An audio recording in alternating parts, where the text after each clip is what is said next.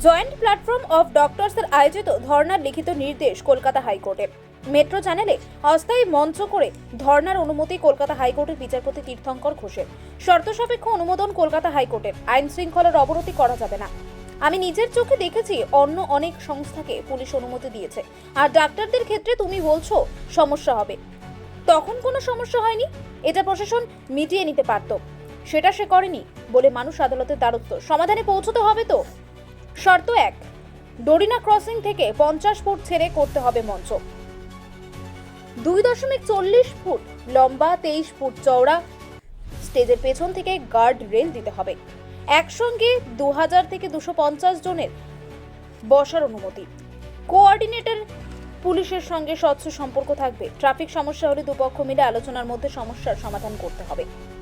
সাধারণ মানুষের সমস্যা করা যাবে না। পুলিশের কাছে কোঅর্ডিনেটরদের নাম দিয়ে হবে, যাতে সমস্যায় পড়লে পুলিশ তাদের সঙ্গে যোগাযোগ করতে পারে। আইন শৃঙ্খলার অবনতি করা যাবে না, সেদিকে নজর রাখবে দুই পক্ষ। আবেদনকারী আইনজীবী শামীম আহমেদ, আমরা প্রস্তুত আছি মঞ্চ বাঁধার জন্য। পুলিশ আমাদের মঞ্চ তৈরি করতে দিচ্ছে না, আমাদের লিখিত অনুমোদনের প্রয়োজন। পুলিশের ইগো প্রবলেম। বিজেপির সেম জায়গায় এর থেকে বেশি দিন মঞ্চ বেঁধে সভা করেছেন। আমরা ডাক্তারের সংগঠন, আমাদের আটকাচ্ছে। বিচারপতি, রাজ্যের আইনজীবীর উদ্দেশ্যে বলছি, পুলিশকে বলুন মঞ্চ বাঁধতে দিতে। রাজ্যের আইনজীবী অমিতেশ বন্দ্যোপাধ্যায়, 24-26 এই 2 দিন অসুবিধা হতে পারে। শহর কলকাতার প্রাণকেন্দ্র ও ধর্মতলা, মানুষ এই 2 দিন ওই চত্বরে ঘোরাফেরা করে, আর একদিকে রাস্তা বন্ধ থাকলে ট্রাফিক সমস্যা হতে পারে এই কয়দিন। ওদের ওয়াই চ্যানেলে করতে বলুন। ওখানে হলে 500 লোকের জমায়েত সামলানো সম্ভব, অথবা ফুটপাত ঘেঁষে ধর্ণা। ডাক্তারদের জয়েন্ট প্ল্যাটফর্ম মামলা করেছে, তারা সকলে মিলে এই লড়াইটা করছে, আরজি করের লড়াইটা বিচারের দাবিতে। আর আদালত আজকে সংবিধানের যে স্বীকৃত অধিকার তার উপর আরেকবার সিলমোহর দিয়েছে। নতুন কোনো ঘটনা নয়। আমরা ওখানে চেয়েছিলাম প্রতিবাদ করতে আরজি করের এই ডোরিনা ক্রসিংয়ে।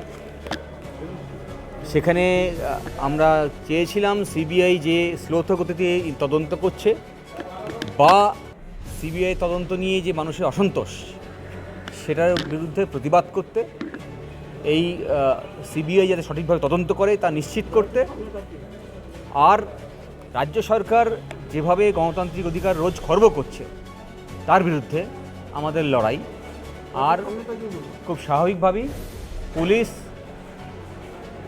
আমাদের এই প্রতিবাদে বাধা দেওয়ার চেষ্টা করছে, যার জন্যে পারমিশন রিফিউজ করে, তার বিরুদ্ধে আমরা আদালতে আসি। আদালত আজকে আবার একটা নির্দেশ দিল পুলিশের বিরুদ্ধে বলতে গেলে, তার কারণ আমাদেরকে আবার পারমিশন দিয়েছে ওইখানে প্রতিবাদ করা।